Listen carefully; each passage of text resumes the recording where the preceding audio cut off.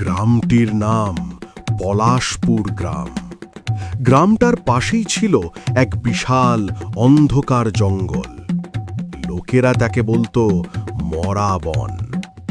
গ্রামের মানুষ বিশ্বাস করত জঙ্গলে শুধু বন্য পশুই নয়, আছে এক ভয়ঙ্কর ডাকাত।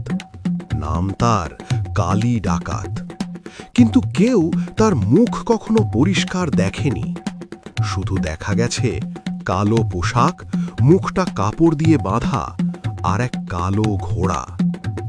আর যখনই অমাবস্যার রাত নেমে আসত, ঠিক সেই রাতেই কোথাও না কোথাও ঘটত ডাকাতি।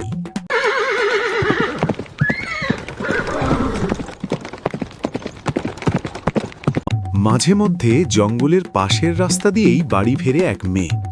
নাম তার মেঘলা। সে ছিল গ্রামের পলাশপুর প্রাথমিক বিদ্যালয়ের শিক্ষিকা। সাহসী মেয়ে, কিন্তু সেই জঙ্গল পথে হাঁটতে হাঁটতে তারও বুকের ভেতর অজানা এক অস্বস্তি কাজ করে।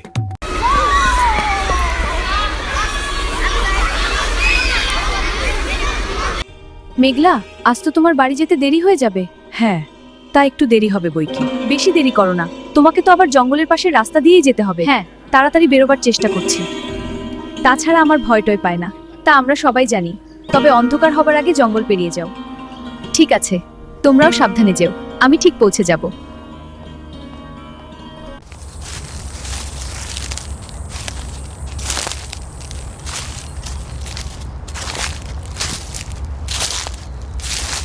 কে ওখানে? সামনে বেরিয়ে এসো।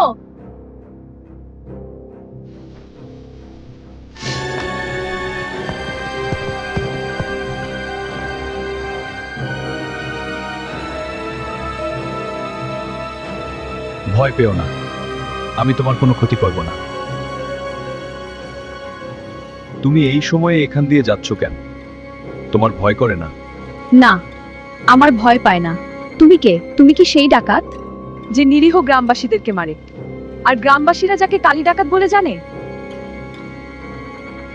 হ্যাঁ, আমি সেই কালী ডাকাত, যাকে সবাই ভয় পায় আর ঘৃণা করে। কি চাও তুমি? আর কেনই বা তুমি আমার পথ আটকেছো? আমি কিছুই চাই না, আর কোনো ইচ্ছাও নেই।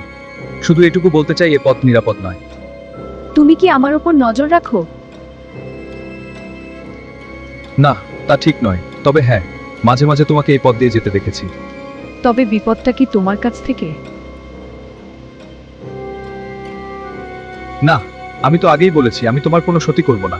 তবে এই জঙ্গলে অনেক হিংস্র পশু আছে। তোমার এই উপদেশের জন্য ধন্যবাদ। পথ ছাড়ো, আমার দেরি হয়ে যাবে।